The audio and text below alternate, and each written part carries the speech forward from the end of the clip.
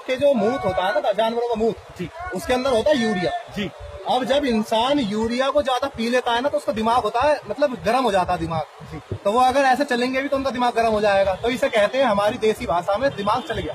जी, तो जब आदमी जानवर का मूत पीता है तो उसका दिमाग जाता है चल, तो वो ऐसे अनाप शनाप बयानबाजी करता रहता है। वो कोई बहुत बड़ी बात नहीं है, लेकिन एक समाज के लिए मैं एक संदेश दूं इसके नाम पर। जी, तो योगी का केवल ये बताना कि हनुमान दलित है, जी, उसके पीछे केवल एक कारण था कि वो सेवा करते करते मर गए राम जी की। जी, तो उनका ये कारण था कि हमारा समाज भी जो दलित समाज है, वंचित समाज है, शेड्यूल्ड ट्राइब्स हैं, ओबीसी हैं, ये तमाम लोग भी सेवा करते करते मर जाएं, बाकी 15% श्रवण होगी।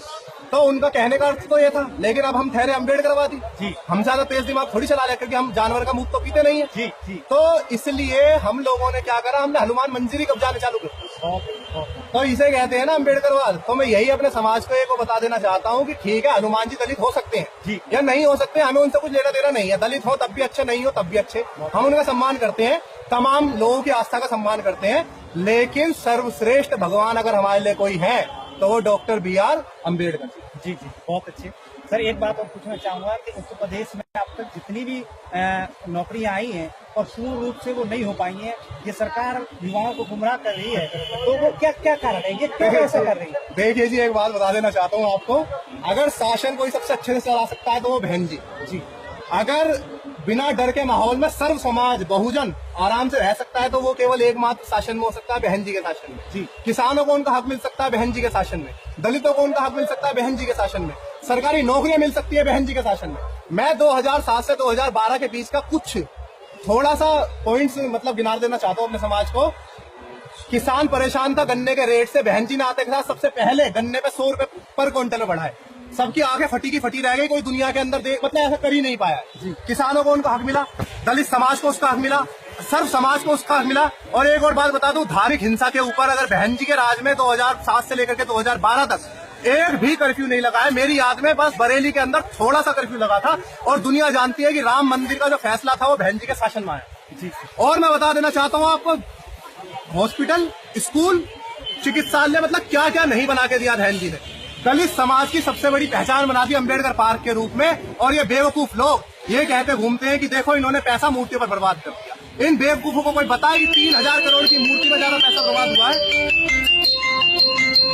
जी सर, ये इन बेवकूफों को कोई बताए कि 3000 करोड़ की मूर्ति में ज्यादा पैसा बर्बाद हुआ है कि मात्र 600 करोड़ के पार्क में जो हर महीने का लाखों रुपए कमा करके दे रहा है उसमें ज्यादा पैसा बर्बाद हुआ है। अरे दुनिया भर की पिक्चरों की शूटिंग वहाँ बाबा साहब के मंदिर में बनती है, शूटिंग होती है उसके अंदर, हमारा समाज वहाँ जाता है, अपना इतिहास देखता है। तो इन बेवकूफों को कोई बताए कि 3000 करोड़ ज्यादा खर्च होते हैं कि 600 करोड़ ज्यादा खर्च होते हैं। बहन जी को उसके पीछे आज तक एक घोटाला नहीं है। सीबीआई को तोते की तरह यूज करा जाता है बहन जी के खिलाफ। दुनिया जानती है कि बहन जी जैसा शासन पूरे विश्व में किसी ने नहीं चलाया।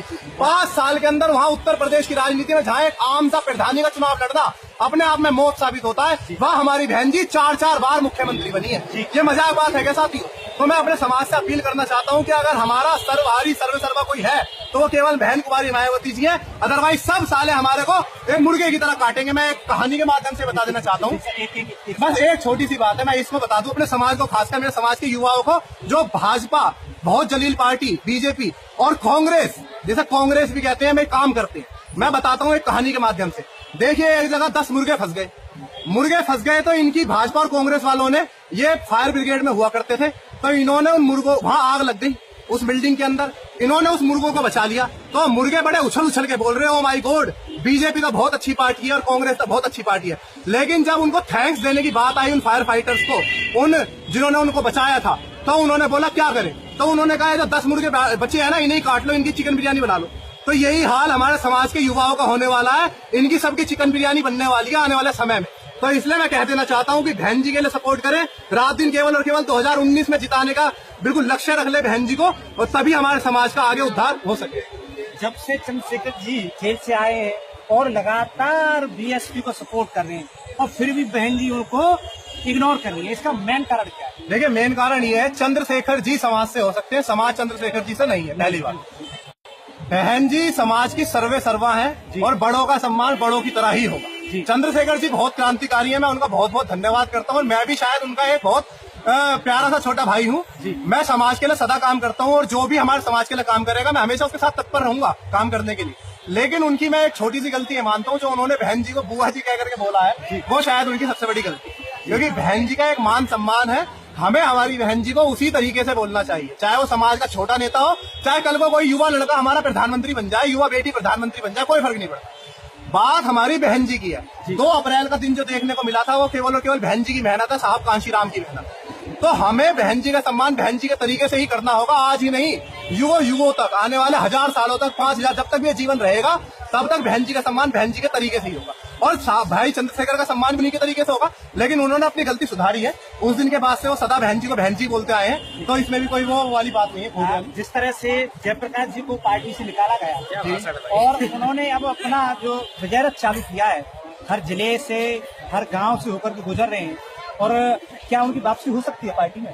देखिए, वापसी करवाने को तो सभी एक है हम लोग जी, क्योंकि जी पिटे पिटे सब एक भाई जी। तो मैं तमाम बहुजनों से कह देना चाहता हूँ कि हम लोग सदा एक हैं। बाकी ये है कि ये कुछ लोग हमारे लालच के चक्कर में पड़ जाते हैं, तो जाकर के अपनी बेकदरी करवाते हैं। आप मोर्रे जी को देख लीजिए, नीचे बैठा बैठा का खाना खिला रहा होगी उसको, बिल्कुल है, मतलब उसे बीएसपी में क्या मान सम्मान नहीं मिला, किस चीज से नहीं नवाजी गया उसे बीएसपी में, लेकिन बीजेपी में जाकर के वो नीचे खाना खाना मंजूर है बदतमीज आदमी को, और वो बहन जी के साथ बगल में बैठ कर खाना खाने में अपनी शर्म महसूस कर रहा था। समाज का होकर के वही एक साहब कांशीराम की बात है, जो पढ़ाई करके समाज के अंदर वो लाल पैदा होते हैं, और जो दलाली करके समाज के अंदर दलाल पैदा होते हैं। तो मैं बता देना चाहता हूँ हमारे समाज के हर एक दलाल को, ये जो मुर्गे वाली मैंने कहानी सुनाई है ना, ये जो आग से बचाया जा रहा है इन 10-12 मुर्गों को, ये ना सोचे कि इनके भली भांति इनके अपने घर की लड़कियां बिहाएंगे इनके साथ, या कुछ ऐसा मान सम्मान देंगे, ना कुछ भी, केवल और केवल मजदूरी करने के लिए, और इन्हें कल को चिकन बिरयानी बनाने के लिए बचाया जा रहा है इन मुर्गों को उस आग से। तो ये बिल्कुल भी खुश ना हो जिससे भाजपा और कांग्रेस के अंदर लोग काम करते हैं। जी, बहुत बहुत साधुवाद आपके लिए, धन्यवाद। और हमारे जो स्वयं बॉस जी ने बहुत ही अच्छा बोला, मैं इनके लिए बार बार धन्यवाद बोलना चाहता हूँ। जय भीम।